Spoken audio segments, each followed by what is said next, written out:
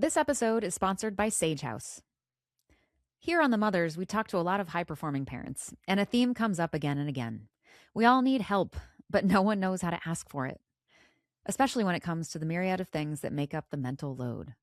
The dentist appointments, the kids' pants that suddenly don't fit, the gymnastics enrollment window that closes in 6 minutes, the dry cleaning someone needs to get, and the dinner someone has to make.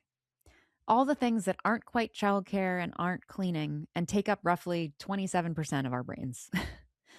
Turns out what we need is a house manager, because the mental load is what they do. And Sage House will help you find the perfect one.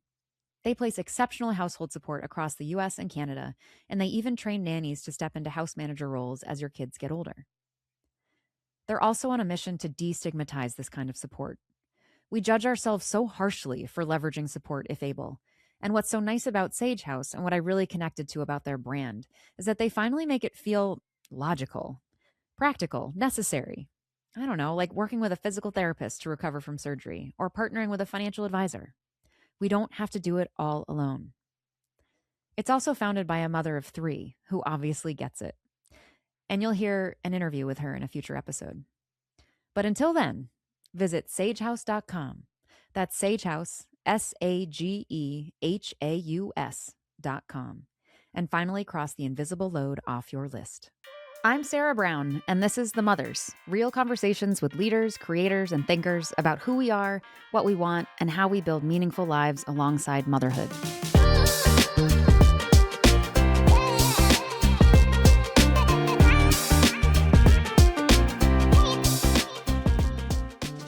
Hello, friends. We are cruising through December. 2026 is just around the bend. I'm also, I have to say, it is fresh in this moment, but I am reeling about this Lean In Sheryl Sandberg report about women in the workplace and the media running with the headline that there's a growing, quote, ambition gap between men and women at work. Because, of course, the only definition of ambition they can think of is to get promoted, when in fact, ambition is defined as simply about having a strong desire to achieve something, anything. And of course, women and mothers are increasingly opting out of the next promotion and looking to achieve something entirely different and better, which is a full life in which they can be present, because we have zero support systems in place inside or outside of work to make the bigger job sustainable, while also trying to achieve that full life goal. Anyway, I went off about this on LinkedIn, which thankfully has been generally kind. Feel free to read that post. But I just want to say, can we stop blaming women for their choices and start getting curious about why? And not with a critical, ooh, what's wrong with them lens, but with a, wait, what can we learn from them stance? Ugh, no wonder it's so hard for us to know what we want and why we shove that feeling down so deeply. We've done something wrong no matter what we pick. And I guess the point then is, fuck it, just do what feels right to you. And on some level, this may be a very good moment to introduce today's guest, who, to me, models the idea of just go ahead and do it. Or giddy up, as she would say. Michelle Heath is a pioneer in Greater Boston's blue chip companies for being certainly one of the earliest to hold big jobs at these places and have kids. You name the company, she was probably there as a VP. Fidelity, JP Morgan, Deloitte, E-Trade, leading marketing and growth strategy. And frankly, she found it to be exactly what you would think it was. Incredibly challenging. She loved the work, but was it worth it? She would abso-fucking-lutely meet Lean In's definition of, quote, ambitious. But it wasn't enough. And so you know what she did? She stopped climbing the corporate ladder to misery and started her own company, Growth Street, in 2013, helping startups achieve scale by leveraging her unrivaled growth framework. And now she's written a book about it, Unrivaled. She also has a lot to say about fractional C-suite roles, which I know many of our listeners are curious about. So sit back, in fact, lean back, relax, laugh at that silly corporate ladder, and enjoy my conversation with Michelle Heath.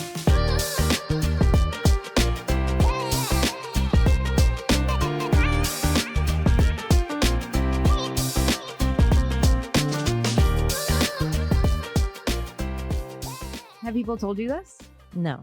You have a really nice, deep not manly voice. Like Deep, not it's manly. wonderful to listen. Oh, thank Yes. you. Well, that Yes. makes me so happy. Well, maybe I should wait. Are we recording? Maybe I I'll just just, started recording and nothing broke. So feel free to, and this is a freewheeling podcast. So we encourage I love authentic freewheeling. conversations. I love freewheeling. Yeah, I decided to record my audiobook with my own voice. So when I had originally planned that with my publisher, we were going to have a voice talent, Hmm. record the Yeah. book. And then I was like, how can someone say, how can someone read this book? I feel like this is me and this is my voice. And like, Yeah. I put so much into this, and like having someone else like say the giddy up or the things that I say, I felt like I can't Yes. do that. So I said, I'm going to do it myself. And Yes. then I was like, oh shit, like, I don't know how to do this. I don't know anything about voice recording or any of the things. So, Yes. but I had a great teacher, like someone who actually helped me with getting the right equipment and figuring out how to do it. Um, but listening to my own voice, that was something I had to get over. Yeah. So Yeah. I'm grateful for your compliment, but I guess it's different when you hear your own voice. Maybe I it's like better it. when it's somebody else's. Well, now the only question I have for you is like, can you say giddy up? Giddy up, baby. Giddy up. I We're doing So obviously I read Unrivaled. it. Beautiful color, beautiful green, Yes, from yes, your yes. Fidelity roots, perhaps. Thank But you. I had no idea. And then I came to discover that giddy up was a bit of a catchphrase in all parts of your platform. Yeah. But I did not know until wherever it was in the book where you said that it was inspired by Kramer Oh, in yeah. Seinfeld. And I Oh, was like, yeah. yes, I love Yes. Seinfeld.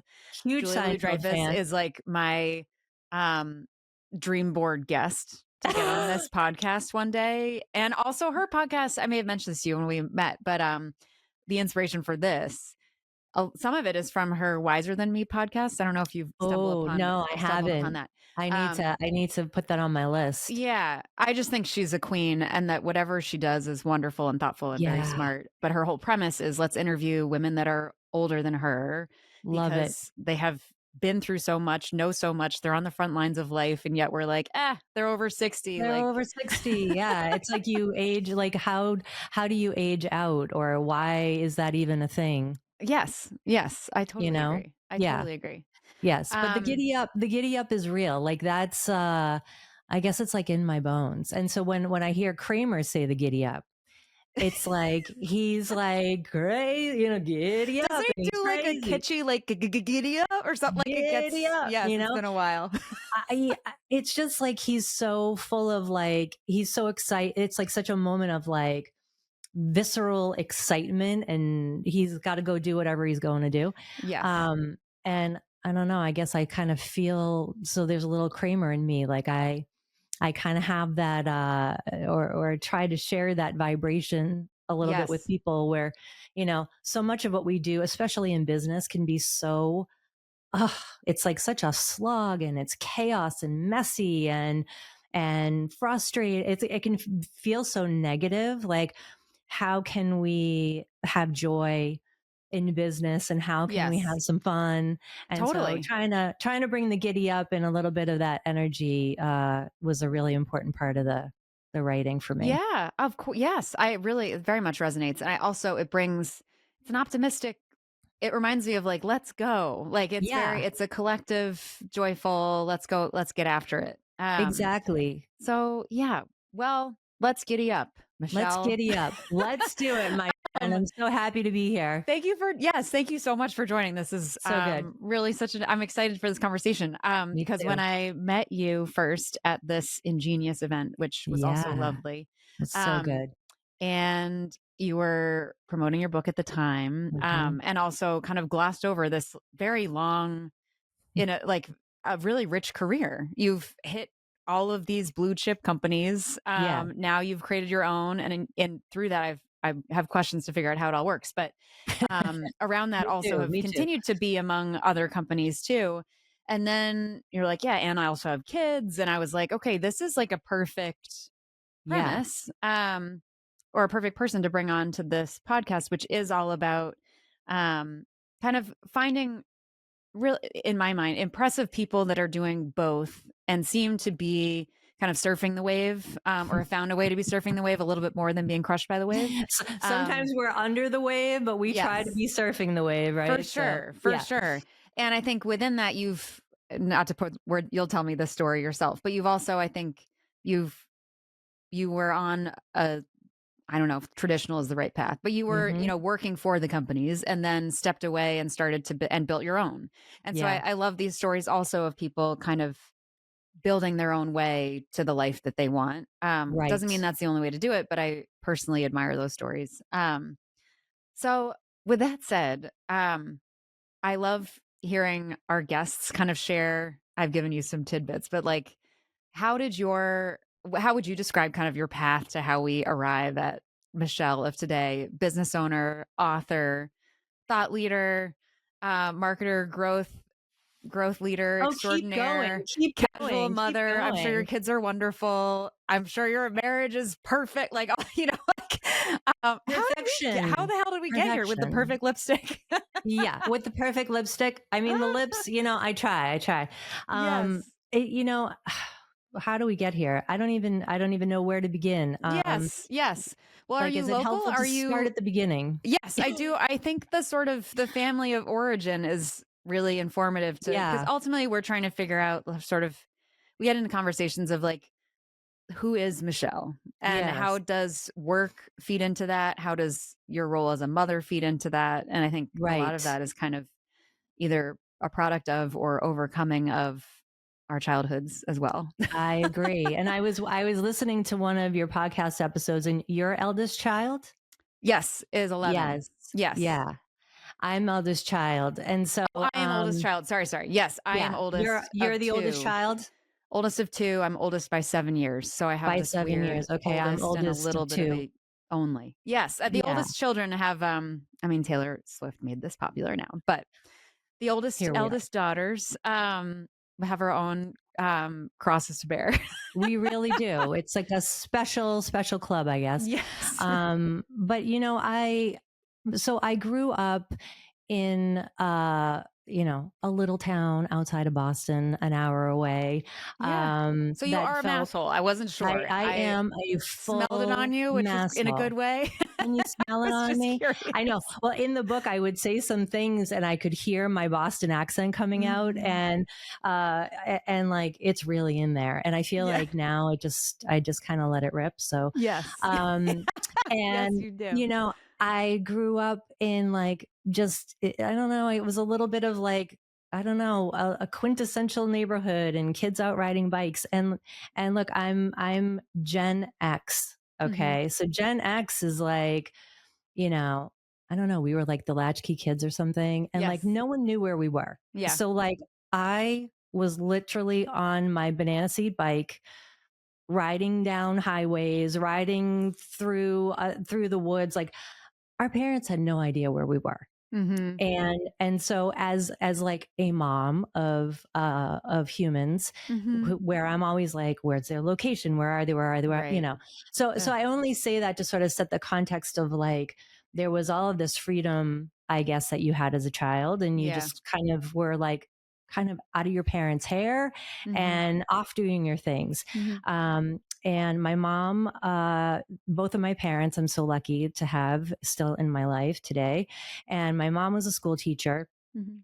and my dad is a very self-made person. He really grew up with not a lot, Mhm. kind of a tough childhood in a lot of ways, Mm. and he is like one of those hustler, like, and I don't mean hustler like in a sleazy way. I mean it in like a motivated kind of way. Yeah. He worked at, the local diner, peeling hundreds of potatoes at 4 in the morning for the morning Mhm. breakfast rush, and then off to his paper route, and I don't know, a million other things. He was very kind of, I guess, entrepreneurial minded, even Mhm. as he was young, the Mm. way that I hear the stories.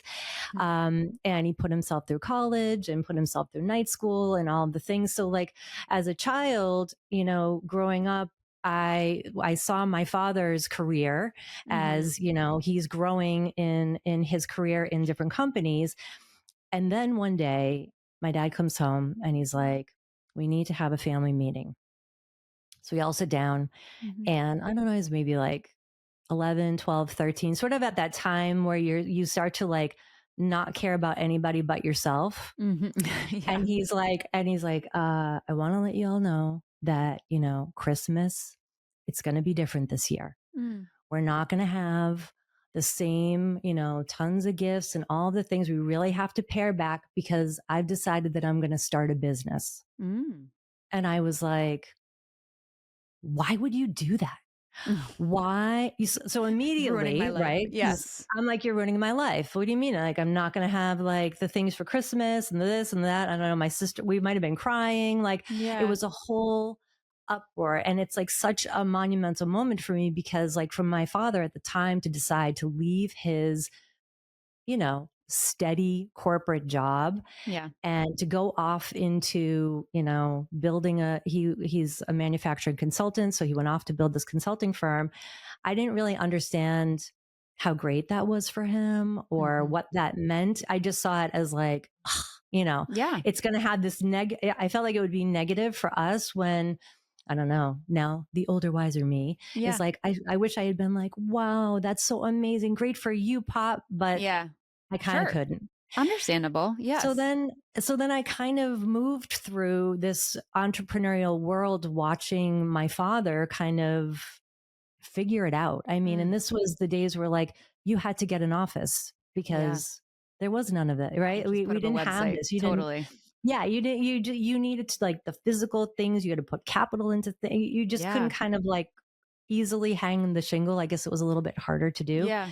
Um, and then watching him go through some really great times where it was like, yay, it's amazing. Yeah. And then some really, really tough times where Yeah.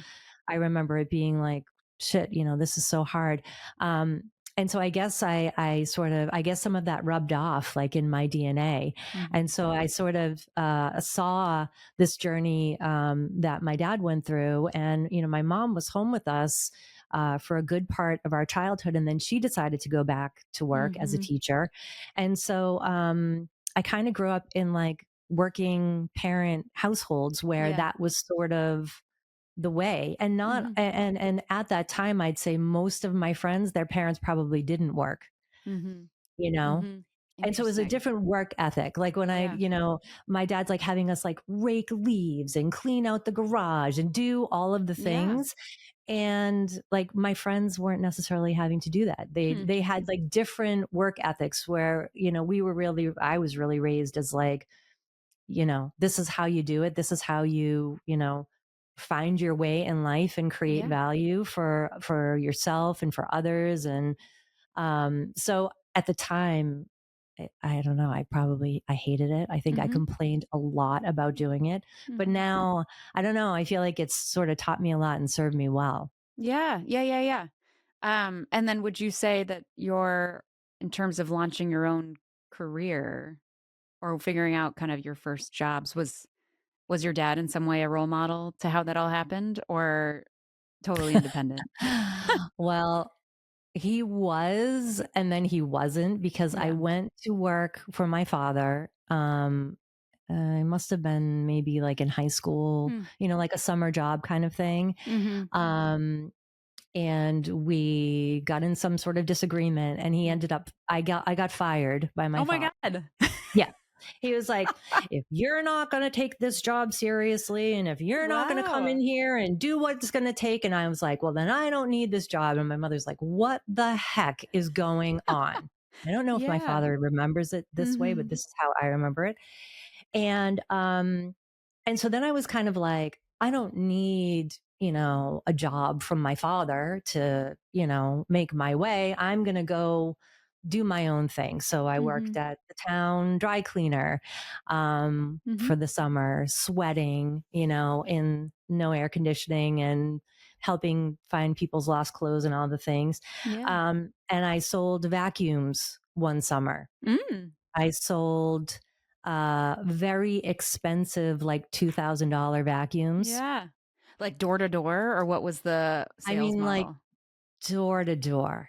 I Like I went, was door to did door you? selling Verizon Fios.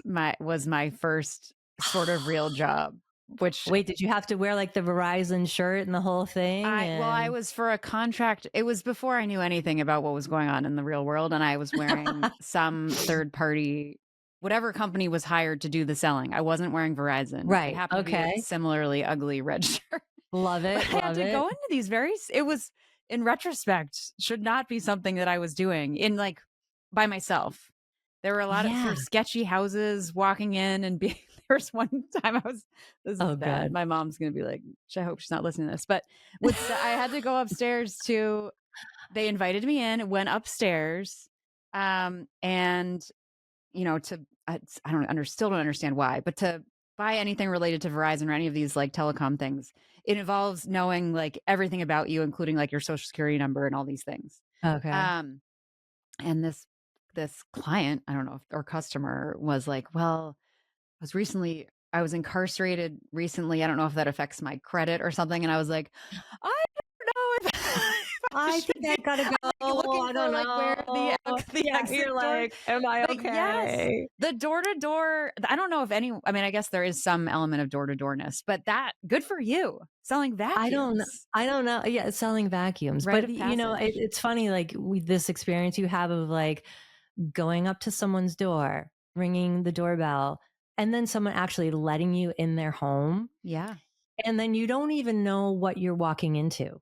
Like Yes. you just described, right? Yes. You don't know, you don't know anything. Mm-hmm. And so, and I was so naive, I was, I don't know, 18 years Yeah. old, something like that. I was like, I'm going to make all this money. I'm going to be the top salesperson, you Mm-hmm. know? And then, I would call people and try to book an appointment with them to come and like, show them how this vacuum works. And then I would get to their house and take the vacuum this out of my trunk of my Mm-hmm. car and go in and offer to shampoo their carpet for them. Mm-hmm. Wow. And yeah, I know. It's so funny. Like when I think about it now, I'm like, it's a little mental.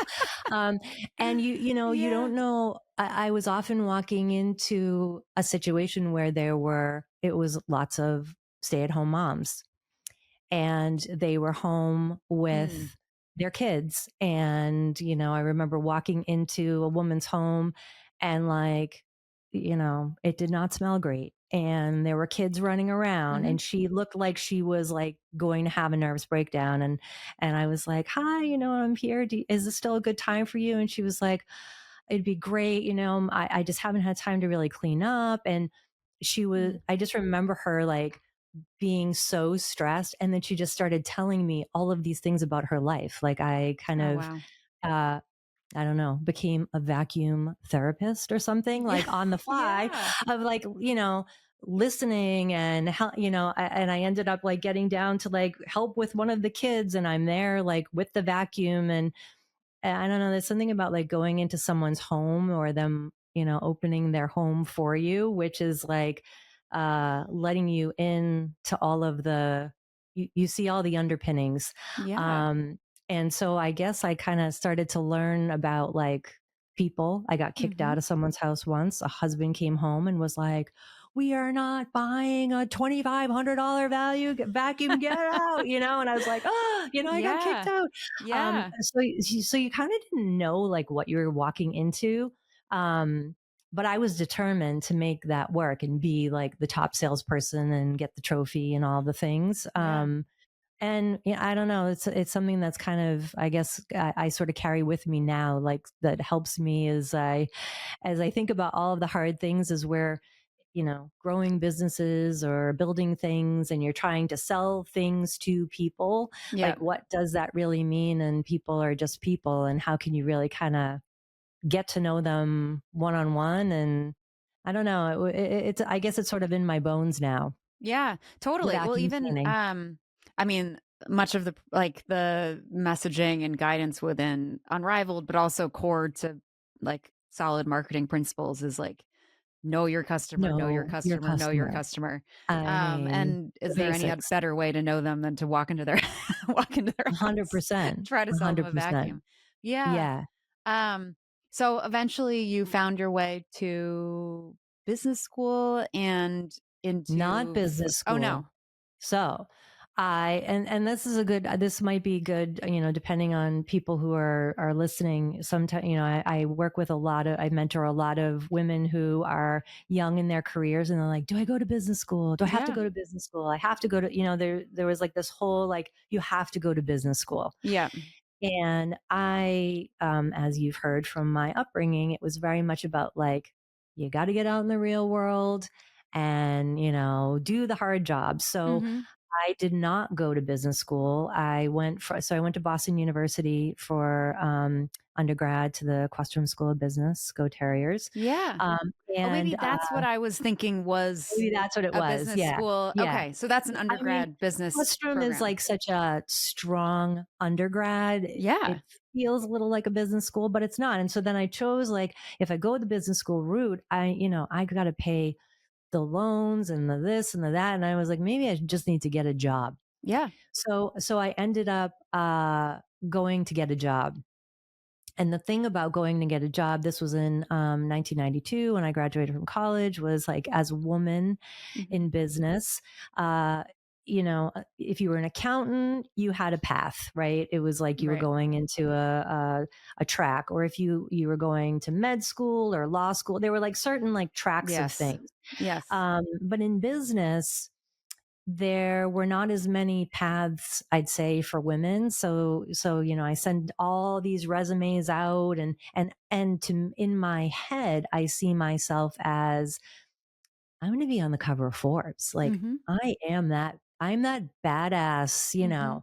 I'm like 22, maybe, Mhm. Yeah. and I'm like, I'm this person, and I'm going to be like the manager and the this. Yeah. And then I heard like crickets, right? And then Mhm. I get called in for an interview at Fidelity Investments, which Mhm. is Boston, you Yeah. know, amazing firm here in Boston. Um, and I didn't know anything. I didn't know. I was like, Fidelity, what the heck is this? Mhm. What's a 401k? Yeah. I mean, it was like, I knew nothing about anything. So I got hired at what I would call like the, at the time, the bottom rung of the ladder was, you're going to start as an executive assistant or administrative assistant, whatever you want to call Mhm. the assistant sort of layer, Yeah. and then you're going to work your way up. Mm. That was sort of the whole thing. So I worked for the national vice president of sales Mhm. in the 401k, this new 401k, Yeah. group Mm. division within Fidelity, and worked for 25 salespeople, getting lunches, laundries, taking calls, making flight arrangements. I mean, Yeah. you Yeah. name it, I did it, Yeah. and kind of. But I saw myself where I wanted to go. And so I was Yeah. like, okay, how am I going to get there? I was like, I need to take on more. How can I get my boss to like let me plan that next event, or Mhm. take on the this or the that? And so I feel like the path began there, and it really, I mean, I was saying this to one of my colleagues yesterday. I feel like it really set me up for success, because I know first of all what it's like to be in that position of like, you're juggling so many things, Mhm. and people may see you as the bottom of the ladder, Mhm. but you are really the glue that's holding all the things together, and not everybody can see that. Yeah. And it taught me like all so many lessons about organization and all of the things. Um, and it got my career moving. It sort Mhm. of got me off and starting, Mhm. and from there, I don't know. I think I had a little bit of luck, because Mhm. luck is always part of it. But I was a very, very like driven, motivated person. Like, I felt like if it's not happening for me here, I got to go somewhere else where it's going to happen for me. Like, Mhm. they're not promoting me fast enough. I gotta leave and move on. And so I Yeah. did sort of make those jumps, because to me, it was like this ladder. You're Yeah. climbing this ladder, and you're going rung to rung to rung. Um, and I guess, as I sort of so as I got to the top of that Mhm. ladder, Mhm. I'm at JP Morgan, and you look across, and you realize like, I'm at the top of this ladder, and the next rung is a big trade-off. Mhm. And I had my daughter was probably 2, 3 years old, maybe 3 years old. I was pregnant with my son. We were going through, there was a major acquisition happening at JP Morgan at the time where E-Trade had bought the business unit that I was helping to Mm. run. Got it. And so the next level was, do we go, do I go into, uh, you know, the C-suite of this, and that Mhm. requires like you're going to have full-time nannies, and Mhm. at the time I had like full-time care for my kids. She's amazing, Minnie, if Mhm. you're out there, love you. Hmm. But like I still got home at night. I still Yeah. was there, and the next level required a different it was a different trade-off, Mhm. which was you're really not going to see your kids, but that's okay. You're going to make, you're going to make the Yeah. money. You're going to make the titles, the big leagues, the whatever the things are. But the trade-off felt too big. Mhm. And so Was I that felt just like like an instinct? Like immediately we're like, "No," or was this like a no, drawn it was out hard. reflection process for and Yeah, it I'm was curious. hard. Yeah. It was hard because it was hard for so many reasons. I guess the biggest one was like, wait, but like I thought I was supposed to come in, go up this ladder, get to the top, and then Yeah. I'm like, wait, I shouldn't be at the top going, oh shit. Like, Mhm. is this really what I want? Is this Yeah. going to fulfill me as a mom? Yeah. And I'll say at the time, it was tough, and finance, especially finance at the time, like being a working mom. Mhm. I mean, to me, all moms are All moms working are working. where you work, There were finger quotes, hands in quotes, whatever. Yes. right? But it was really, you know, y- you weren't. There was no going to pick up your kids, taking the Mhm. kids to the doctor, doing the this, doing the that. I got to go to soccer. Like Mhm. there was not that. You almost had to sort of like suppress the Mhm. mom ish Yeah. side in some ways in order to keep climbing this ladder. Yeah. And so I think that was kind of I don't know, the conflict for me was like, Yeah. wait, but I thought that's what I wanted. And then I got there and I was like, well, it looks different for me now because I have like, a human on the way, a little Mhm. human who I can't wait to get home to at night. Yeah. And how could I leave? How could I like really kind of like put all of that to the side, and that trade off felt too big. Mhm. Totally. Totally. So, so then I was kind of like, okay, well, what does all that mean? And Mhm. so then it's kind of like, well, what about the money? Yep. What about the money and the title and the stock and the this and the that? And I was like, you know, I feel like I need something different for me. And something that Mm. you had said, I had, I had listened to the interview with Aravi Oh, Vargas. Arivi. Yes, she's wonderful. Arivi, Yes, sorry, yes. Arivi Vargas. No, she's fantastic. She's fantastic. And something that you said in the podcast really resonated with me, which was like needing to leave the system Mm. and kind of like build one for myself. Yeah. I would definitely not have said that's what it was at the time, but that's what it Yeah. was. I sort of looked at the system or Yeah. the ladder or the things, and I was like, okay, but like this doesn't feel like it fits for me. Yeah. Right. And also, I'm a very, very like roll up your sleeves person. Mhm. And as you grow especially in the big companies, you kind of get further and further away sometimes from the work. And I was like, I Yep. miss the work. I miss the work. Yeah. So I decided, what do you do when you're having these kinds of things? You decide maybe you should jump off of this ladder onto a different type Mhm. of ladder, or I guess I Yeah. kind of look at it more as a jungle gym. Right. And I decided to go into some startups. Mhm. And you know, I didn't know what I didn't know. I was like, Yeah. I'm going to go inside a startup, be the CMO there, you know, see what happens, hopefully get a whole bunch of stock. Maybe I'll have this great big exit and it's going to be awesome. And the first startup I went into was such a huge learning for so many reasons, and it didn't end up working out. Yeah. And the whole startup folded. And I was Hmm. like, drinking tequila, crushing, my dreams have been crushed. I'm at Olay in Cambridge, like, oh, Yeah. I'm never going to work again. Uh-huh. Um, and then you kind of pick yourself up and you say, like, I went to lunch with one of the investors and he said, well, what did you learn? Hmm. And I was like, I mean, the list of things and he was like, okay, those so this happened. It sucked, Hmm. but you have all these learnings now that you can take to where you go next. So then I went to another startup because, I was like, okay, I'm going to try it again. Hmm. And that startup, we had an exit, which, was not a monetary windfall by any Hmm. means, but it was okay, I can see what success looks like. But in the midst of all that, I was going through a divorce. So my kids are little. They're Mm. like 4 and 7 ish at Yeah. this time now. And I'm going through a divorce and I decided and I was so burnt out. Yeah, of course. I was Wow. just like trying to hold everybody up on your shoulders, Yes. like holding life together and the Yeah. kids and all. I mean, it just was madness. Yeah. And so I quit my job. Mhm. I I kind of like I it's gonna sound crazy.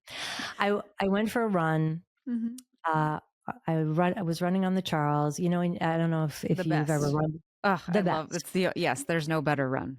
Yes. You get that endorphin rush. And it's And I had this beautiful. endorphin Yes. rush, and I was listening to like Tina Turner or I don't know something, and Yeah. I'm running and I'm crying, and I was like, I can't do this anymore. Like I can't. So I get back from my run and I walk into my boss's office, and I was like sweating, full of Yeah. sweat, and I was like, I can't do.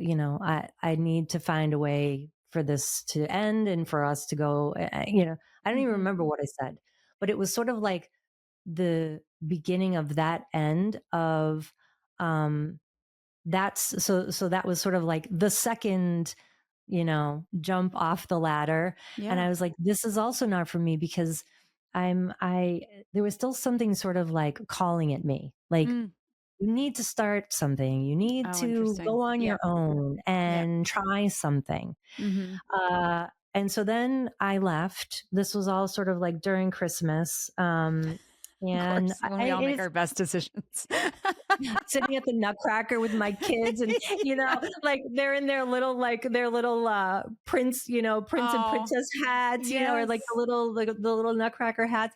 And I Yep. just remember crying through the entire Nutcracker because I was Oh, just Michelle. like, my life is falling apart. I literally Yeah. felt like my life is falling apart. I'm trying to hold it together. Like you said, what you see Yeah. on the outside sometimes looks like, we've got our Right. lipstick on and we look like we've got Yes. our shit together. But Yes. then it's like literally the wheels are off the bus, Yeah. rolling Yeah. behind us. Yeah. And so, and then I just sort of realized, I guess, like that is just part of this. And when you're having, a lot of these decisions for me have been sort of driven, I guess, by my gut or my heart. Mhm. Mhm. Sometimes it's more heart than head. Yeah. Um, I feel like I have to like try to follow them. So Yeah. this urge of like, go hang your own shingle and Mhm. go try to be the baddie on your own and build your own business. And like, I didn't really know what that was going to be. I'll tell you Mhm. honestly, like I didn't have like a grand vision, but I saw a problem Mhm. that I needed solved as an in-house when I was an in-house executive, and I was like, well, maybe I could try to create a solution for other Mhm. people who maybe have the same problem that I have. Mhm. And then I guess sort of, and so Growth Street Mhm. also the name came from a run It's such a great over the name. Charlestown Bridge. Thank you. Yes. Because who wouldn't want to be on Growth Street? Like we're Right. growing, baby. Yes. And then that began, like, it sort of began to sort of take shape. Mhm. And uh, there's so many twists and turns I can tell you about there. But, one thing I would say is I really started to see my career, this ladder, I was just talking to like a young person who's looking at internships.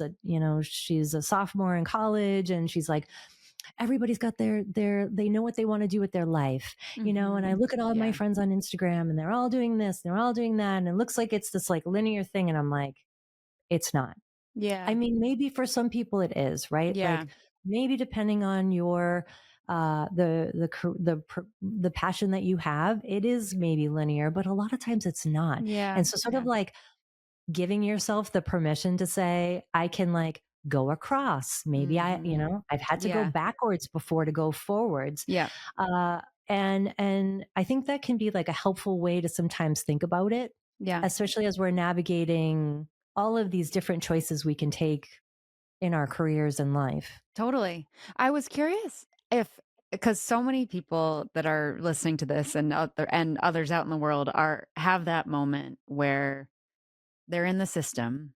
They've Yeah. been climbing their way up the system. They Climbing, believe baby. in the system and they want to be at the top of the system. And then they find themselves saying, wait, this isn't, maybe this isn't what it was. So that person, that Michelle that had this moment at JP Morgan, what, Yeah. now that you know what you know, like, what would you say to that person that is having that feeling of, I'm not sure the system is made for me anymore.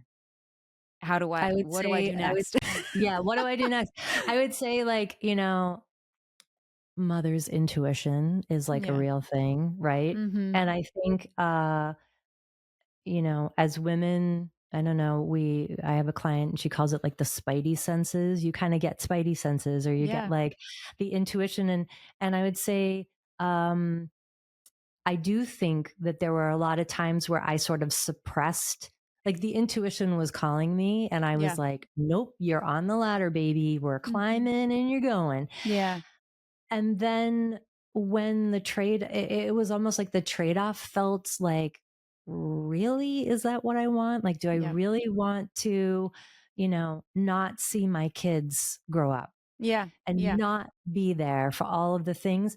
And so the intuition, I don't know. I don't know how else to describe it other Mhm. than like letting yourself sort of listen to Yeah. that. And so then I had to sort of like marinate in the intuition, Yeah. and I was on a business trip. I was traveling with one of my colleagues, and my daughter called. We were in a taxi on our way to a meeting, and she was having a meltdown. She was young. She was maybe like, I don't know, 3. She was like in her princess phase. And she was like, I need you to sing me Cinderella, mommy. I need Mm. to hear the Bibbidi-Bobbidi-Boo. I don't know if you Yeah. know all this. Yes, of Um, course. and so I'm in the taxi with my colleague who is a man. Mhm. And I think he maybe didn't have kids at this time. Yeah. And I'm like, son of a Zula, Zula, dibbidi-bobbidi-boo. I'm like in the phone, like singing the Bibbidi Bobbidi Boo song. And I'm like, Yeah. this is my life. My Yeah. life is I am like Michelle, who you Mhm. see, who, is, business person and, Mhm. corporate executive, or all of the things that were a part of my life at that time. And I'm Yeah. also like, I have a little Cinderella at home, Yeah. and I'm getting ready to have a baby, another baby. And like, how do I start to prioritize differently? Yeah. And you almost, I don't know how it's been for you, but I feel like, you sometimes can't see those things until they're like right in front of you, Yeah. Totally. you Totally. know? And were there any, whether at JP Morgan in this time or at any of the startups that you ultimately that you had mixed different experiences, learning experiences at least, Yeah. were there examples of mothers in these roles? Like at JP Morgan, could you look Yeah. up and be like, "Oh, she's doing it. That doesn't look good to me." Or she's doing it, maybe if she's doing it that way, I could do it too? Or was it really dudes up there? There's a lot of dudes. There Yeah. are a lot of dudes. And this is not throwing shade to any of the women who were doing it their way at the time, but I think Mhm. at the time, if I think of the women who were my peers, or kind of the next step up, Mhm. um, they were, you know, they were making a lot of trade-offs. Yeah. So they're moms, but they're on the 9 a.m. Acela on Monday to New York and on the 5 a.m. Acela back on Friday. Yeah. So, there were lots of women who were doing that, or they were, you know, you're just not able to be there. Mhm. You're the president of the Americas, so Yeah. you're on a plane Yep. 24/7. Yep. Um, and I do really remember that feeling of like, that this pull of like the the ambition in Mhm. me wants this is what I've wanted, this is what Yep. I wanted, is to be like that person. But then I realized like how much I love being a mom. Yeah. And I do think, also at that time, like being a working mom it was kind of a thing. Like and Mhm. I had friends who chose not to work, and there were like, I don't know, there were times where it just felt like we couldn't all understand each other. Yeah. It was Yeah. like, why are you choosing to go to work? Why would you want Yeah. to go to work? Yeah. I love my work. Mhm. And if I don't love my work, I have to go. I Mhm. can't stay there if I don't love it, because Mhm. I'm choosing to leave my little peeps, my Yeah. little, the little Totally. ones to go to work. And Mhm. so for me, I feel like it was sort of this choice of, um, I need to find a way to build for myself this kind of, I don't know, not traditional, not linear, maybe more out of the box way Yeah. for me to grow as a person, grow professionally, and try to have my own dreams at the same time that I'm fulfilling being the dream of a mom. And, Yes. it's like you're So juggling all easy. these things. Oh, it's so easy. Did I you figure mean, is growth how has that come to be in your mm, current the pie of your life? Like, is that, so I love how you said that. I think that's what we're all trying to that's the hope. The great hope is to find a way to be fulfilled in all these ways. Whether that happens day to day is different than if you zoom out yeah. a year or whatever, but is, how has Growth Street been for you? Has it delivered? Well, it depends on what day you ask.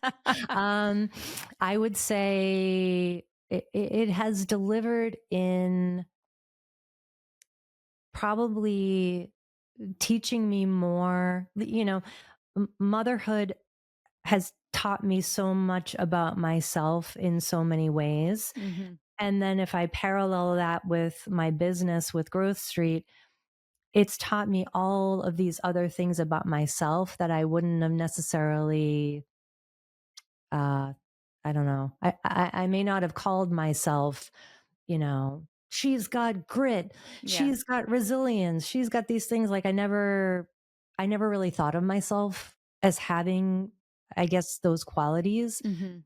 because I hadn't really lived through them in Mhm. such a, when you're running a business, and it's like it's all great until it's not great. Yeah, And yeah, then, you feel like you don't have, like, oh shit, like we're not going to have a good quarter. We're not going to make our numbers, or we're going yeah, to have, I like a terrible year. I remember my accountant was like, are you sure that the numbers are correct? And I was like, they are yeah. correct. I'm like crying, but like Mm, and so then it's like, okay, well, what are you going to do? Are you going to quit, or are you yeah, going to keep going? And you're not going to, like, for me, you know, I'm not going to quit. I'm going to be like, well, what do I need to do to keep going? yeah, And I will say, I feel so fortunate. Like, my dad is like really my business advisor. So when I'm aw, having those, I call yeah, my pop, what do I do? And he's like, yeah, okay, he takes out his yellow legal pad, and we start mm, like drawing these things out yeah, together. But I think, you know, um, you find out a lot about yourself when you take the leap, or you take a risk, even if yes, it doesn't necessarily have to be a big risk, like jump off the corporate ladder. And mhm, also, I would say I do not advise this for everyone, because yeah, it doesn't work for everybody, right, right? Um, but deciding to take a risk is sort of confronting the fear, yeah, and having to sort of allow yourself through it. Yep. Yep. And then you kind of have to keep picking yourself back up. Like, didn't work today. I'm going to Yeah. try it again tomorrow. And you wake up and you're like, didn't work today. We're going to try it again tomorrow. Yeah. And so I think as, in this entrepreneurial journey, it has really been like all of these times along the way for the past 13 years where I'm having to, I don't want to call it reinvent myself because I feel like it's just, I mean, you met me at Ingenious. Me is Mm-hmm. me. It's me Yes. here. It's Yes. You me, look similar. with my clients. It's me on my audiobook. Yeah. It's like I don't have any other mode except for just like me being me. But I Yeah. think that I started to really see lots of different facets of myself that like I just couldn't have imagined like when I started my business. And I think Growth Street has really taught me so much about sticking with something. Mm-hmm. And sometimes you stick with things and you've got to shift gears because they're just not working. And that's just life, you know? Yeah. So like, okay, well, what are we going to do now? How are we going to shift the gears? When is it time to stop? I was Yeah. like, okay, what Mm-hmm. happens when I publish my book? Like, Mm-hmm. does Growth Street go on? Am I Yeah. now like the unrivaled girl and I'm Yeah. not the Growth Street girl? But like, it's all intertwined to me because I love my work so much and working with my clients that I can't imagine not having that part of what I do. So it's now just trying to find, like you said, if it's like a pie, Mm-hmm. what are the pieces of the pie? And for me, also allowing myself to be on the pie. Like I feel like I Mm-hmm. kind of Right. realized I'm not on the pie. Yes. Not even the crust. Yeah. I'm like behind the pie somewhere. I Yes. don't know. You're the But oven like baking the pie. I'm in the oven baking the pie. Like as moms, we're Mm. not even on the pie, Yeah. And so how do we put ourselves on the pie, even if it's a Mm-hmm. little tiny slice? And we we give so much first to everyone else. I'm trying to do for myself what I Yeah. preach to Yeah. my clients or tell Yeah. my coaching clients or my kids or whatever. But it's hard to sometimes do for yourself. Yeah. Yeah. It's such a story of persistence and grit. It's interesting how you at least the way you're telling it in this moment, like Yeah, give a lot of credit to Growth Street as sort of a way you like learned how to like be resilient and keep going. But just it in did. what you've shared, like there's so many other moments where you've also, you know, found a way to keep going in times that I mean, you described the Nutcracker moment Yeah, and yeah, yeah, yeah. sobbing in Cambridge and being like, is my life falling apart? I mean, you have small kids, you're navigating sort of uncertainty in your career that is a choice, but also Yeah. like doesn't mean it's easy. No. And in fact, probably means it's the opposite. You chose to do the harder in certain ways thing. Yes. Um, you are navigating a divorce, you go through different startups, they are different versions of success. You start your own, like there are a lot of moments I would imagine where it's like, what the fuck am I doing? What the I was like, "Do I know what the fuck Yeah, I'm but you doing?" seem talk about like unfazed as I you're describing these. Thank Where I'm just you. like, oh my god, I would be just on the floor, No, unable to sometimes continue. I am. You But may you not see it. do. But, So what do I you do? How do you get up off the floor? it's so funny that you say that because, like, a lot of the content that I share is kind of these raw moments of, Yeah. like, you know, I had to or for me, it feels like I have to, Yeah. for myself. Yeah. I can only describe it as like pushing myself through these things. Mhm. And so what I've started to do is like share those moments with other people because, I feel like it is so easy to sort of see like the glamorous part of, I don't Mhm. know if there are the glamorous parts, but like the parts that you see on the Sure, outside, sure. uh, so like the perfectly baked cake, but Mhm. then you don't see all of the cake baking when you threw away, hundreds of cakes because they weren't good and the way that can I think when you're an entrepreneur too, like the way that it can your identity can become so closely, it's like I am my work. Like, Mhm. I am Growth Street. I Yeah. am Unrivaled. Like, publishing my book, I was like, Yeah. what if people hate it? Yeah. Yeah. What if they don't like it? What Yeah. if this? What if that? Da, da, da. And my daughter was like, Mom, what if you're like a best-selling author and you like Yeah. help people Mhm, with their mhm. business? And so it can be really easy, at least for me, to sort of go into my like, I doubt myself, right? Yeah. Or I question, can I really do this? Can Mhm. I, am I made for this? Yeah.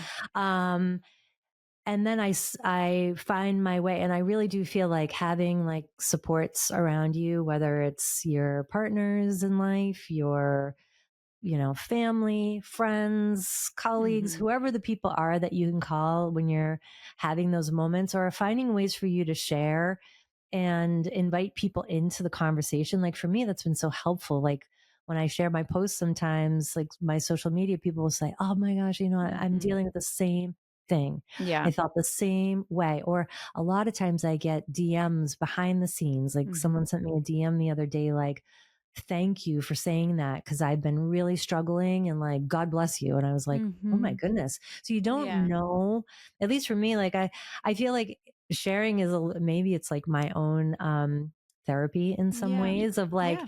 letting it out and letting others in. Yep. um and it has sort of unexpected value, I think, for other people, where it's like we're all dealing with hard stuff. It's just a different Mhm. category of what it is in a lot of ways. Yeah. And so Yeah. how can I share the things that I'm learning or struggling with, and achieving too, because we want to celebrate the wins. But the hard things behind the scenes, I feel like there's more work to be done there, and really sharing like the honest Yeah. the honest stuff that's like happening that you don't always see. Yeah, for sure. I was also thinking about the early part of your life story sharing when your dad came home saying, "I left my stable, high-paying job to start my own business," and you were devastated.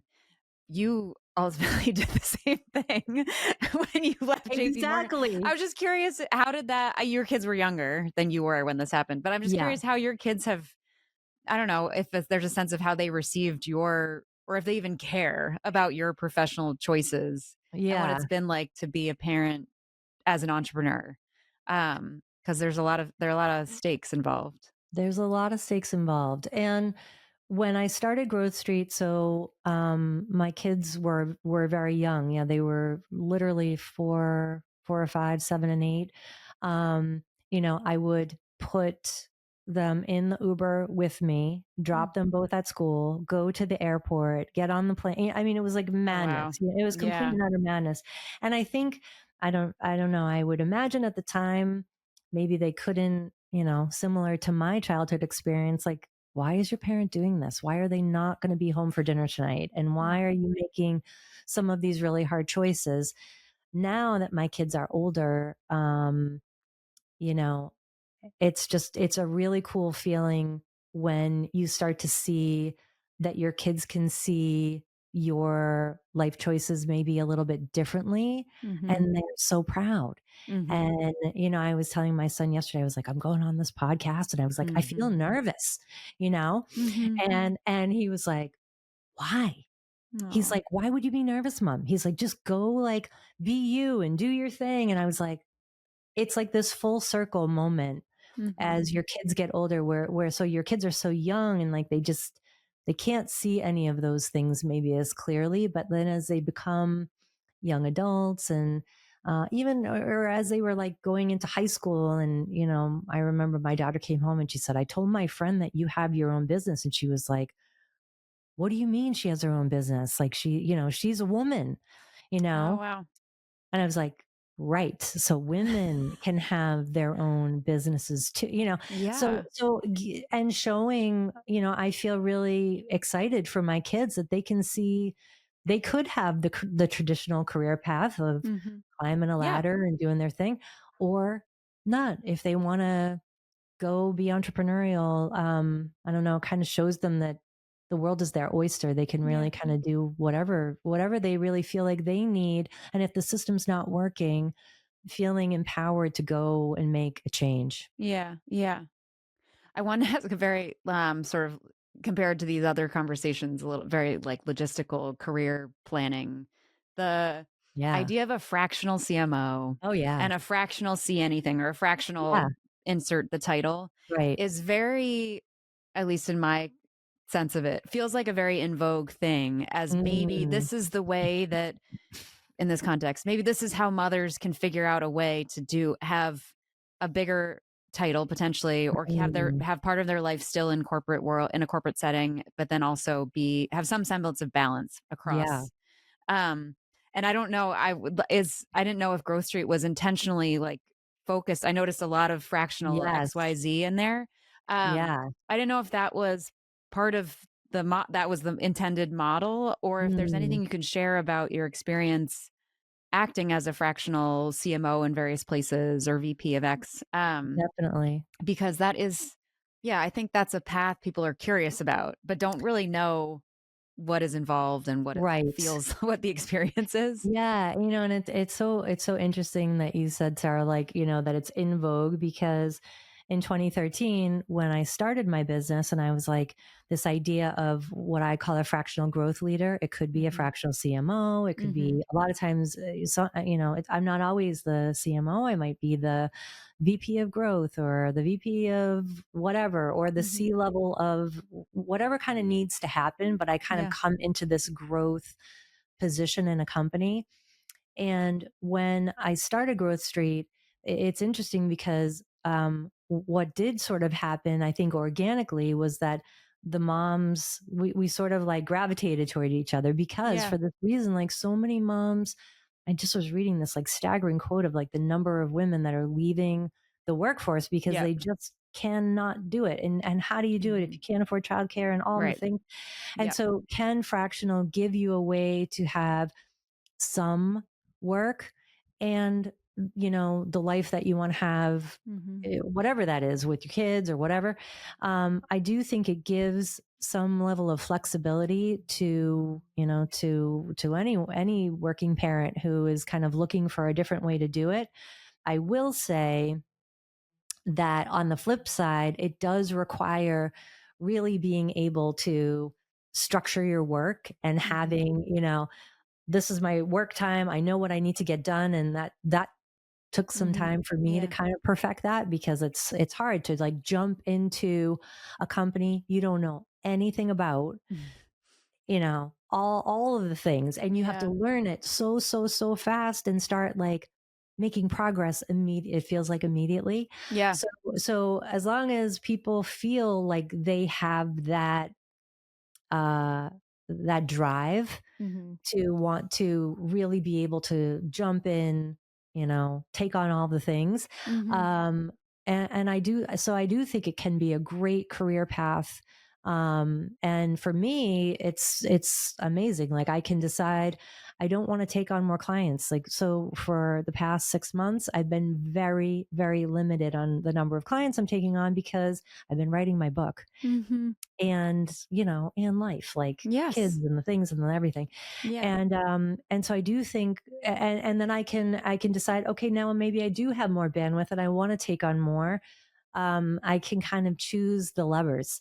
Yeah. So I do think for people who kind of want some of that flexibility, it can be a great path, as long as you really feel like, you can take on. There's a lot of juggling of different kinds of companies sometimes, Yeah. and you really feel like you can take that on. I think it can be great. Yeah. Yeah. Is it something that companies at this point are used to hearing about being pitched to be a fractional?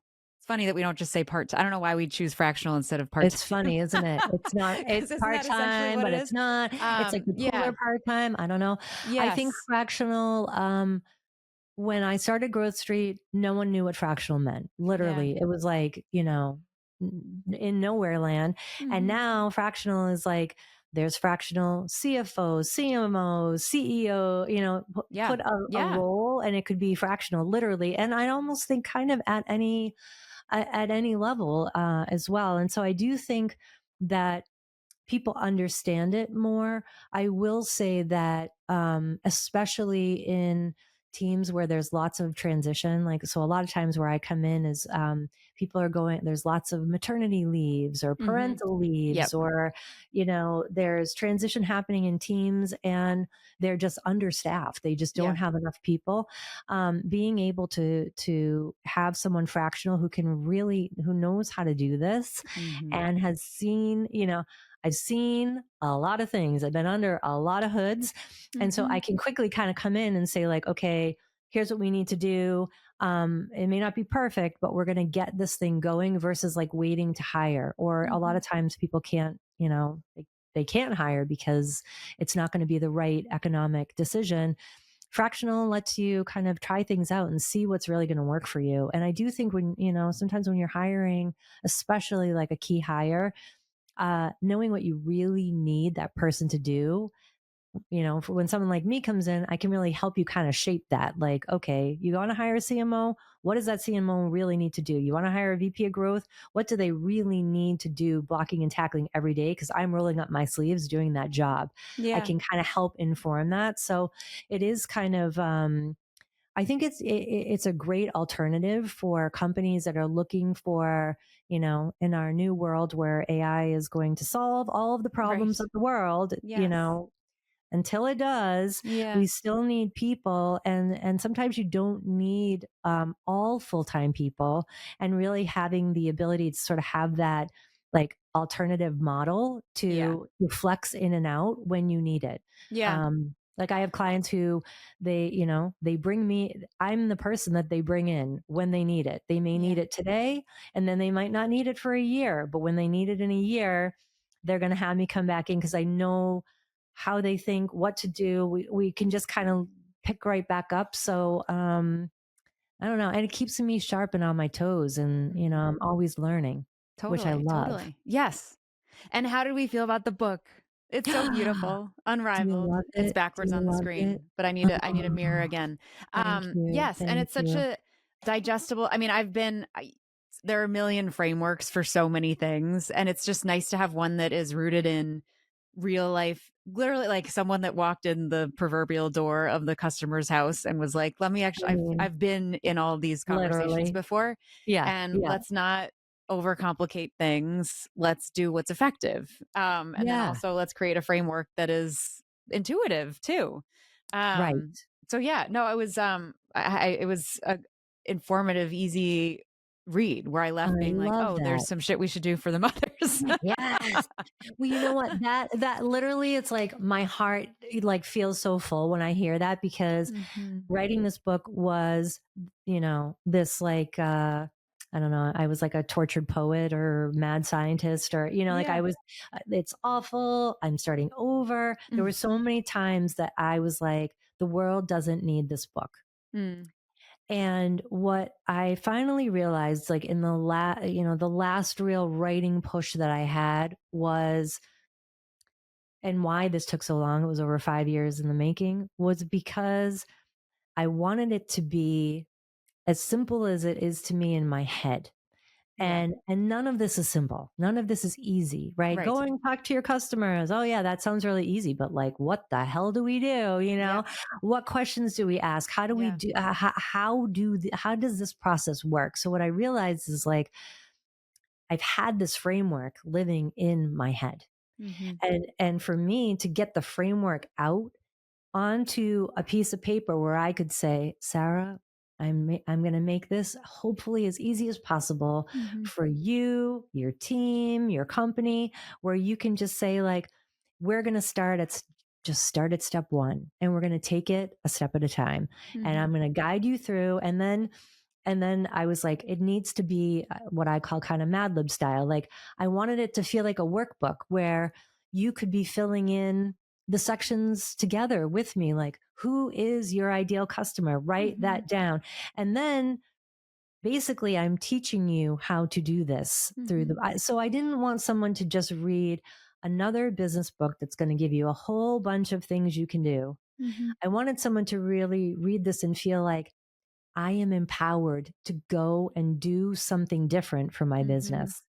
And that took so much more time Mm. and energy to, like, to simplify so that Mhm. it's digestible for people. Yeah. But I feel like I, that's the warm fuzzy feeling I get now when I hear people say like, "Oh my gosh, I read your book," and it was like immediately I was like, "I need to do these things." Or Mm. I was talking to someone the other day, and he said, you know, he has a family owned business, and he was really thinking he was done. And he was like, I was disenfranchised. I Mm. was bored. I just felt like maybe this business, it ends with me, you know? Mhm. And then he said, I read your book, and I was like, oh my God. He said it was like new life had been breathed into me. Mm. Oh, And he was, good. yeah. And so I feel like if I can do a little of that, Yeah. and this book can sort of help with that, you know, there is some joy here, and there is Mhm. new life. And look, when you break all these concepts down, none of this is like talking to your customers, not earth-shattering news. The Yeah. way that you do it and the way that you put all of these things together is like the unrivaled secret sauce. So Yeah. I'm so excited to be able to share, you know, what's been in my head, what I've shared with my clients for all of these years with everyone now. And so now Yeah. any business can be unrivaled if Mhm. they choose to. Um and I'm just like so excited to have that out there for the world, you know. Yes, absolutely. And it's more than a logo.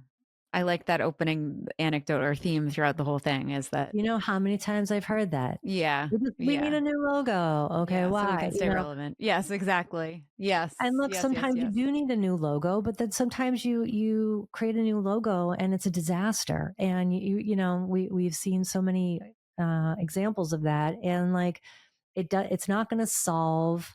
It's just the lipstick on the pig is not Mhm. going to solve the underlying problems. It might make, you know, someone feel better about it, but it's not going to solve the problem. So really getting to like the deeper reasons why things aren't working. A lot of times businesses get stuck, they plateau, something's not working.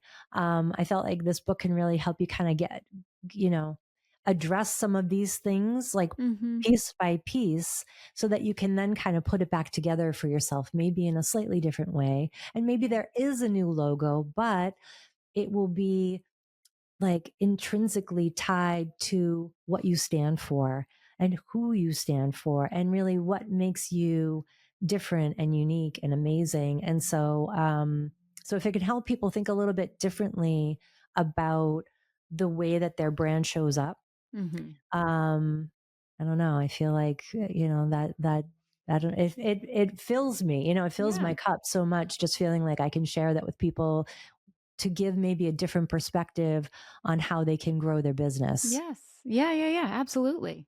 Absolutely. It's so fun. Well, well done and congratulations. It is not remotely easy to write a book and run a No. business and raise children and get dressed in the all, morning. all of the things and like get out of bed some mornings where you're like, Yes. you know, I look in the mirror and I'm like, you got this, girl, go Yes. do it, you know. It's yeah, it's not always easy, but you know, I feel like if you can just kind of keep taking the small steps forward Yeah. and just keep going. I mean, it sounds so, again, it's like sounds so simple, but like, you know, we may not get all the way, we're not going to run to the finish line and get all the way there right away. But if we can Mhm. just take like the small steps on the way, Yeah. um, I don't Break know, it down. It makes it it more makes a huge, doable. Yeah. exactly like the smaller units, as my friend says. So, Yeah. Yeah. it can really make a big difference. Yeah. Well, congrats on your child. We Thank wanted you. to we close with these three kind of consistent rapid fire questions I if you could love it. indulge us for Okay. another like 5 minutes. Um so if you could go back to your new mom self, think back. Um there was a lot going on. Yeah. Is there anything you would say to her?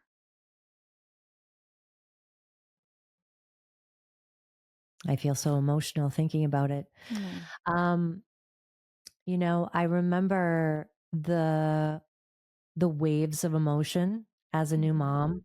So, you know, I had my daughter. So I take my maternity leave. Mhm. Um, I I have this very vivid memory of like sitting in her room. She was crying, she was colicky, she just wanted to be held all the time. And I was thinking about my life in my office. I Mhm. had this beautiful office and my people and all my things. And I kind of looked down. I was like in these like ratty sweatpants. I Hmm. don't remember when I had washed my hair, probably hadn't brushed my teeth. Mhm. The baby, I think she had just fallen asleep. My mother had cooked dinner. It was sitting in the oven. I could smell it burning. And I couldn't get up. I couldn't move because I was like, the baby's sleeping. I gotta. And I Right. just remember feeling so sad and like, what is happening to my life? And sort of Yeah. having this moment of like, this is it. This is motherhood. Like, Mhm. you read all the books and it's supposed to be Totally. like this great thing and we're doing this and this and this. And then you have like, you don't always know what that's going to look like. And so I would say Yeah. is like looking back to myself, sitting in the chair, having my moment, um, allowing myself to sort of feel like you don't have to know how to do this perfectly because Mhm. there is no perfect way to raise a child or be a mother or all Mhm. there's no. I think I felt like I had to have all of these things perfectly figured out, Yeah. but you can't. There's all these things that are not in your control that you just cannot plan for. So allowing yourself to just say like, I got to let those things go. And the dinner in the oven is going to be burnt and we're going to order pizza. And, like Yes. Yeah. I'm going to put the baby down. And if she cries, she's going to cry. Like I couldn't do that at the time. At the time, I felt like such a failure. Like, my God, I'm not doing a good job as a mom. Mhm. I'm not doing a good job as a housewife. I'm not, I'm Yeah. failing on all of these things. Instead of looking at like, my God, I brought a life into this world. And there's all of these positive things that I just couldn't see at the time. So, and I Yeah. think it's real for new moms with, your emotions and there's Yeah. just so many things that you're trying to figure out. So allowing yourself to, maybe try to focus on like, I brushed my teeth today, or I left Yeah. the house and brushed my hair and went and got coffee, or I don't know, Yeah. like I decided I'm not going to cook dinner today because I don't feel like it, and we're just going to Yeah. order pizza. I didn't feel like I could do that at that time, Mhm. but I guess the older, wiser me now would say I would want to give myself that grace. Yes. We hear grace a lot on this as like we're so hard on ourselves and we don't. So I mean, hard. this is very American, but like we don't acknowledge that something incredible, a massive thing just happened, let alone like the physical Massive. impact of the whole thing. All of it. Our All of whole it. physical being was just blown apart. We're supposed to carry on. Literally, and like, and so why? And you know what? That's such a great point, Sarah. Because like, why should we feel like we have to have it all perfectly together? Like, Right. like our whole literally life blown Yes. apart, Yes. and so like, why should I was like, but I read the book, I know.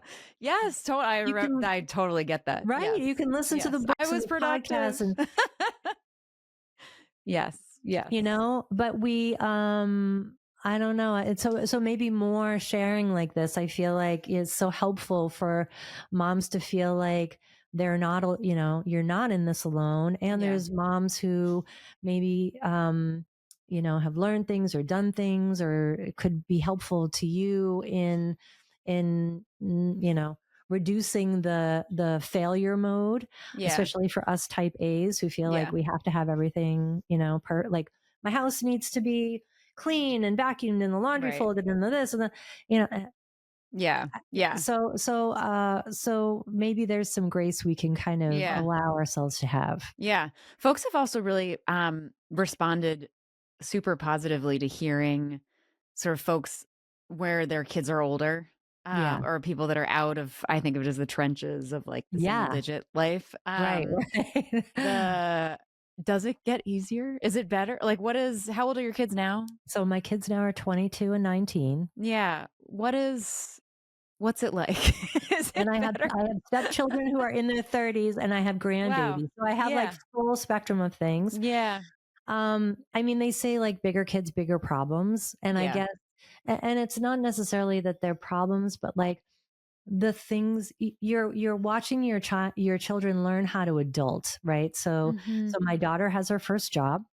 Yeah. She works for one of the big four accounting firms, and she's Mm. on her Mhm. ladder and doing her thing. Yeah. And she's realizing what life looks like as you're learning how to be an adult Yeah. and pay your rent and pay your bills and buy your groceries and do your meal prep and, Yeah. all your things that like your mom kinda or like Yeah. your parents took care of all of those things. You Totally. didn't have to pay for them, you Yes. didn't have to do them. I mean, you did some Yeah. of them maybe, Yeah. but she's having to learn how to do all of those things, and my son is a freshman in college, and he's learning how to, like, you know, do all of the things on his own, Mhm. and he's never really been away from home, and Yeah. I'm learning how to move through the world now differently Yeah. with my humans not coming home. Like, I still feel like I'm waiting, "Why am I not going to that soccer game?" Oh, Or, "Why," yeah. and they're off, they're starting their lives, and so and it's cool to see what they're learning or Yeah. how they're dealing with the things, the problems, the challenges. Um, and I get to kind of be in a it's like you go through like a little bit of a mom transition where it's like Yeah. you're not in the same taking care of, like when you're really, Yeah. really in the trenches. Now you're really like helping and coaching and listening and Yeah. guide. It's a different role. And it's really cool to be able to experience that, like with all the kids in my family. And Mhm. now to be a grandmother, which is like crazy because I don't feel like a Yeah. grandma. No, you're not. Yeah, I'm the Gigi. I was like, Mhm. we've gotta keep it real. And Mhm. to watch this happen now differently, like for my stepdaughter and my stepson and their families, like I can see this now through a different lens because, I'm the grandma, not the mom. Yeah.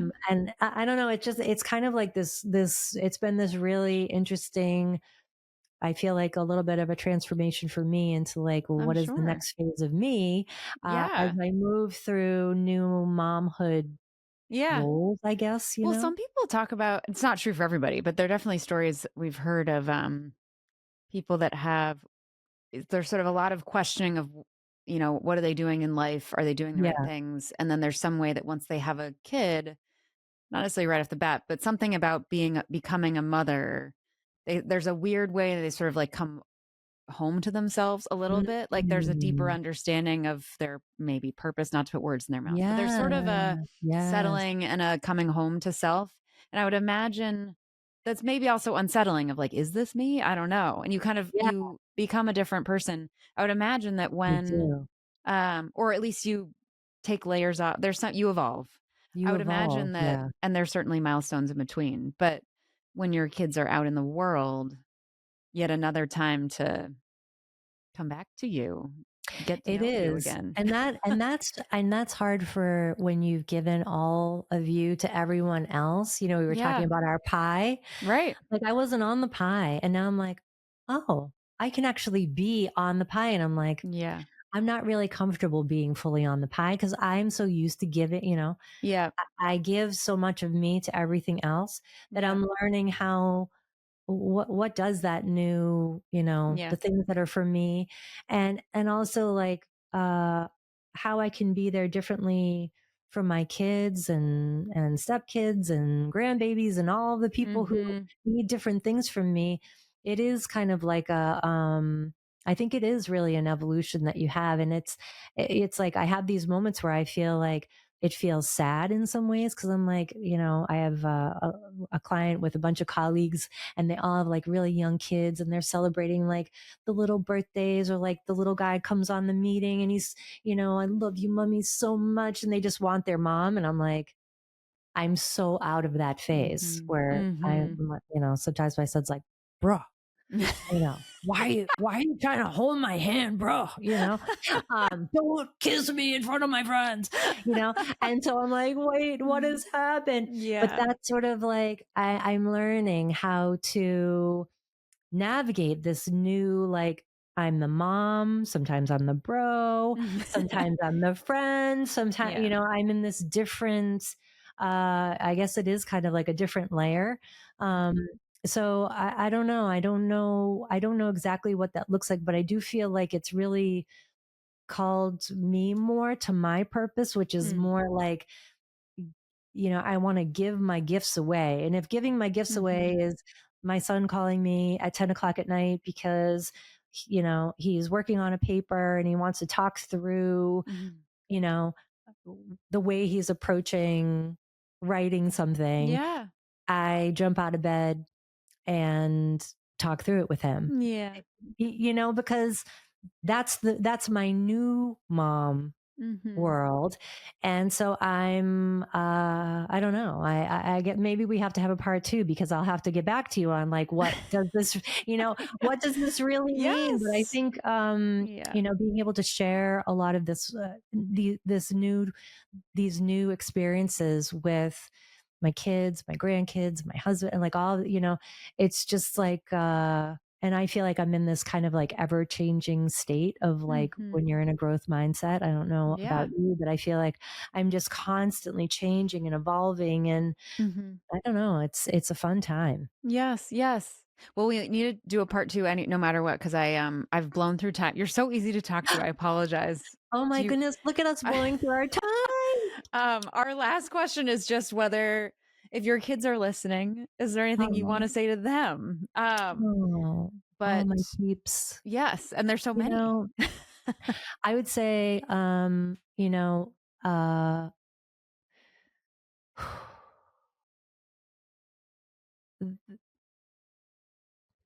there's so many things. I feel Mhm. like overwhelmed with emotion. Mm. Um, you know, through my divorce, uh, we made a very conscious decision that the kids always come first. And when I Mhm. met my husband, um, he was also divorced, and he and his ex-wife had the same mentality about, the kids coming first, and like really putting that first. And I feel, so we call it like our modern family, which is Mhm. this blended family we have of, kids who are out of college having babies, living their life, and kids who Mhm. are just going through these things for the first time. And I think what I would want them all to hear is, like, how lucky I feel to be able to be part of all of these, Mm. um, I don't know, all these amazing people at these different parts of their life. And I really do feel like the world is your oyster. And if you want to go after some, I always say to my son, like, you miss all the shots you don't take, right? Mhm. So take the shots and, keep going, and know that the world is your oyster and that you're always loved, Mm. no matter what. So, Aw. And and giddy up. giddy up. And giddy up. Yes, Sarah. Woohoo. I love it. Michelle, thank you I so love it. much. I love it. I This love is it. really You're so fun. awesome. This was so amazing for me. I feel like you made my day. I really, Oh, like, enjoyed talking to you. You're so easy to talk to, by the way. oh, So thank you. that's convenient. Yay us. Yes, Yay good for us. us. Well, thank you so, so, so Thank much. This was you. such a Thank you. pleasure. Thank Michelle, that was so fun. Giddy up, shall we say? And I'm going to call V. Tell her all about it.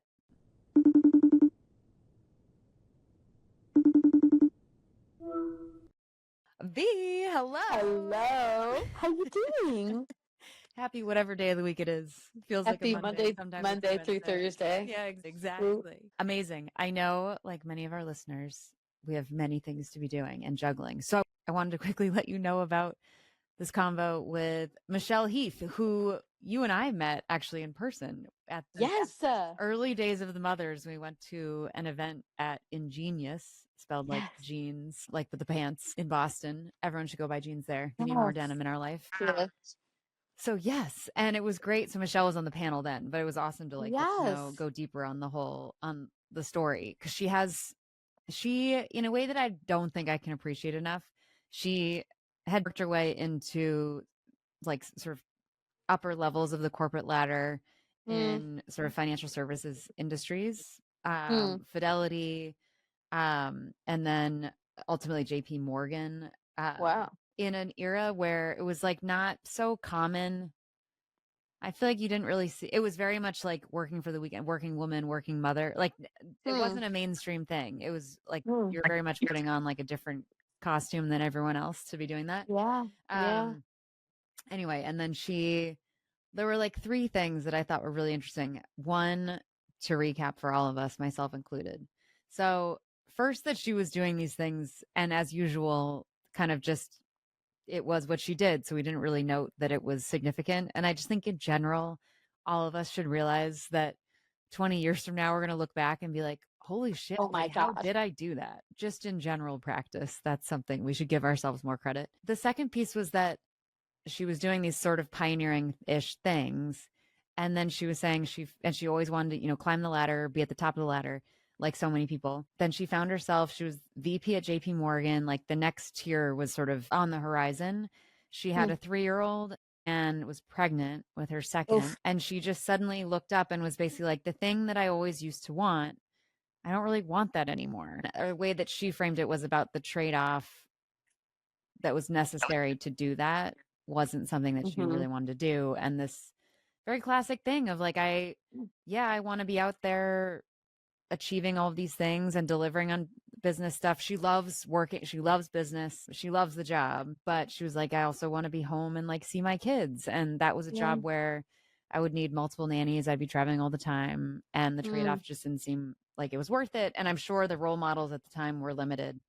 It was very much a time of like, if you're going to do that, not that we've moved away from this entirely, but Sure. the examples of women taking that on as parent, like it was very much It's like do it either as the men were or. doing it, and which Yeah. was like not really an integrated experience. So anyway, and then we talked a little bit about like so many of myself included and so many of our listeners kind of get to that moment, whether it's VP at JP Morgan or other X role, where like I sort of am finally on the cusp of achieving and reaching this place that I had been working for my whole life. And now it doesn't have to be because of having kids, but now as a mother, I'm like looking at that and being like, is that still what I do? I still want that in the same way? And what does it mean that if I Mm. don't? Um, Mm. and she had some nice, very practical things to say about that time, which was sort of longer ago for her. Her kids are now basically college-ish age. Um, Cool. but she was like, she was just like, there was a knowing, and she very much believed in like her spidey senses of things. And like her point was sit with that, reflect on it, like listen to the thing that is nagging at you. And that was the point where she decided to leave, and she bounced through a few different startups and eventually started her own business around basically as a growth marketing consultant, hence company name Growth Street. And then the last thing, which gets kind of actually connects to the first thing, was in this idea of like we should acknowledge just how much we do and how incredible we are, and we don't really realize, was that so she'd achieved all this stuff on a work level, had these kids, she was going through a divorce at a certain point while she Mm-hmm. was like bouncing through these different startups that didn't all pan out in this like, in the movie way. Started Dang her it. own thing. Yes, that of course isn't always like rosy and Right. perfect. There were like dark years where the money didn't look like Right. we wanted it to look. Gets Right. remarried, always like sort of finds a way. Like there were times where she was like, I was just my life felt like it had totally fallen apart. And Mm. yet she found a way to move forward. And I just think that there's always we're so cliche, but we're stronger than we think we are, and that we're Yep. given these challenges like because we can handle them. Mm-hmm. And that doesn't have to Mm-hmm. be some dramatic move in order to do it, but like just Yeah. in some ways the more overwhelming the moment is, like the smaller the step is that will make all the Yep. difference, which you've told me many a time. But yeah.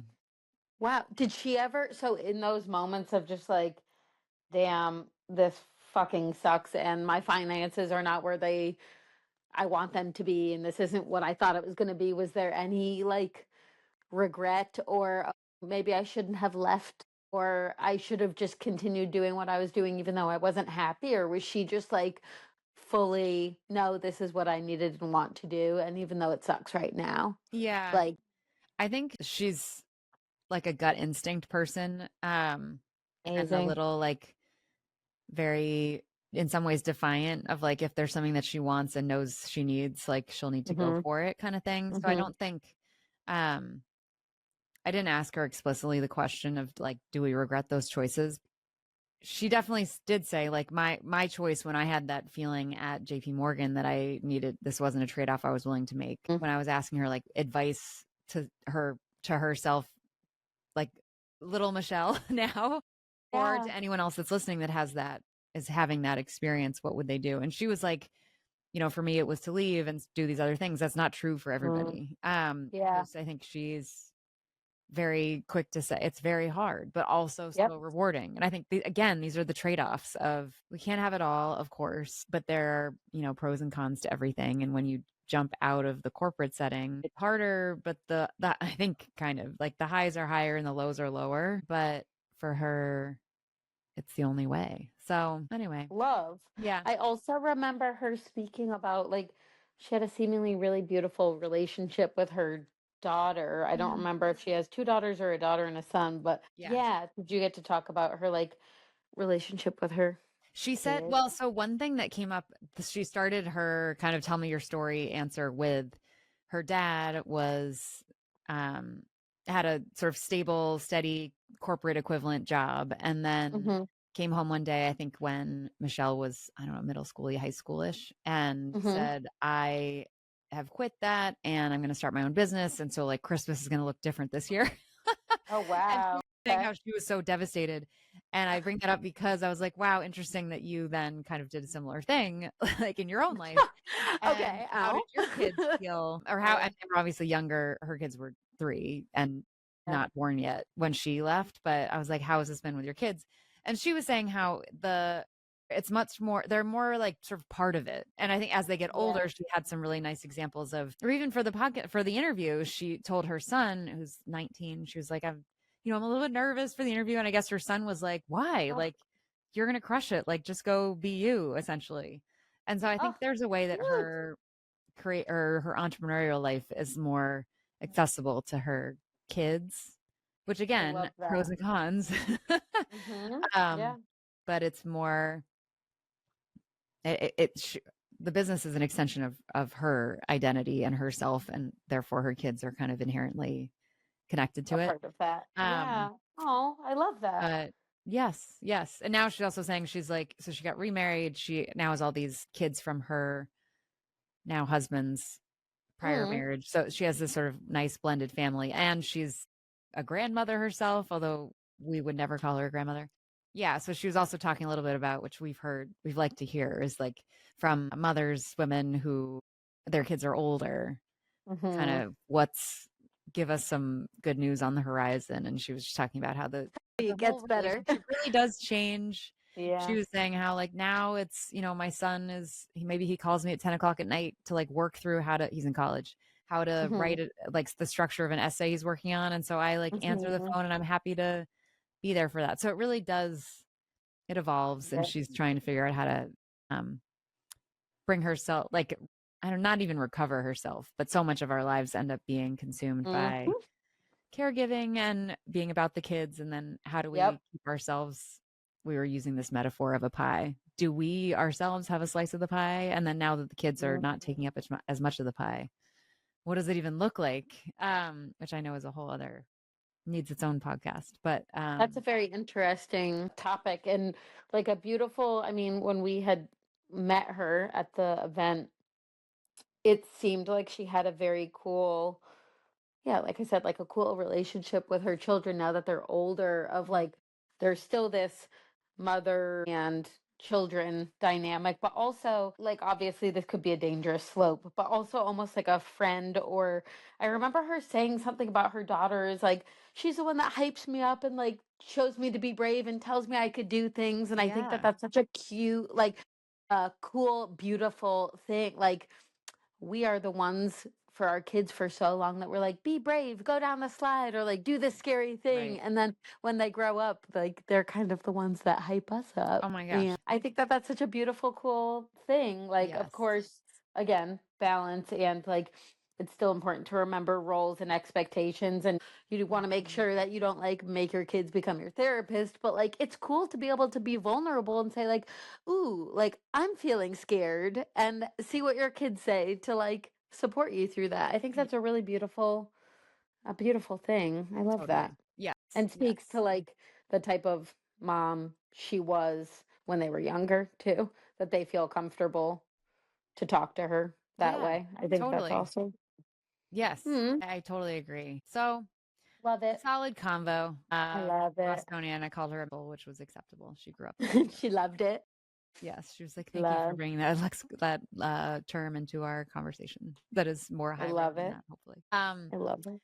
Anywho, thank you for Oh, having me on the where's your phone. What's the next? stuff? What's Yeah, I our want your joy? joy. Tell me Give me your yours. joy. I have mine if you need Oh my time to God, think. go hit. Yeah.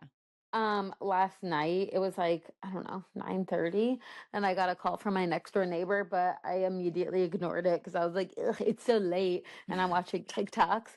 And then she texted me and she was like, come outside. And I was like, what? And so I ran outside because I thought something was wrong. And we got to see the Northern Lights. And they were Oh my so gosh. beautiful. And I had Yeah. like no idea that that was a thing that was happening last night. And I was like, girl, thank you for thinking of me. And it was just like really special. And we got some cool photos. And I'm going to try to look outside again tonight. Because That's so apparently it's good. going to be stronger tonight. I don't know. So that was really joyful and awesome and very cool. Yes. That's good. Yeah. That's good. Yeah. Yeah. That's much deeper than No. well, mine is not that it's not deep, but that's more like perspective on life, like deal with the universe. But the It's joy that I was okay. realizing that I should have come up with first was that early in our interview, Michelle was talking about how she's been like listening to our episodes and she loved the interview with Arivi Vargas, who I just had coffee with this morning. So Oh my for anyone gosh. listening, she was a guest, I don't know, guest number 30 something.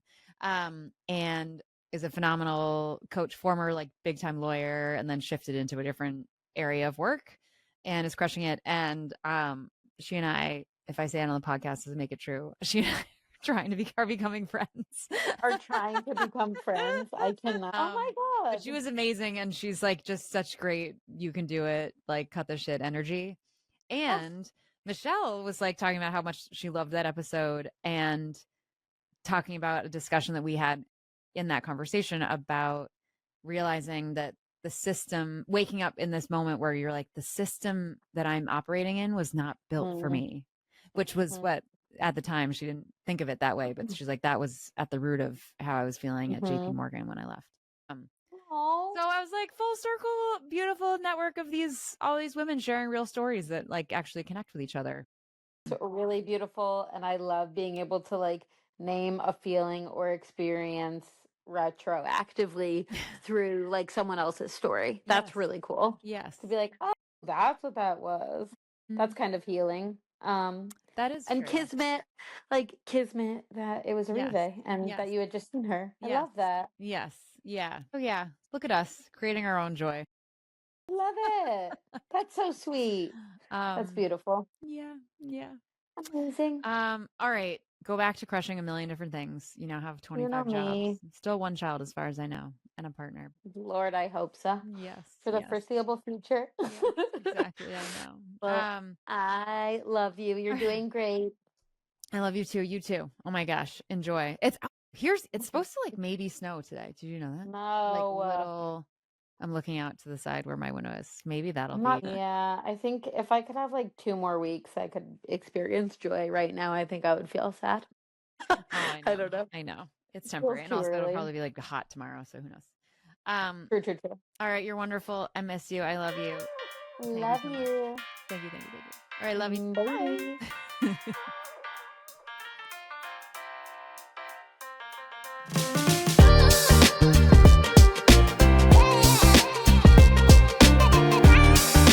Thank you so much for joining us. Please remember to like and subscribe so you don't miss an episode and we can reach even more rock stars like you. The Mothers is a production of Backline Media, shining a light on those who carry the team.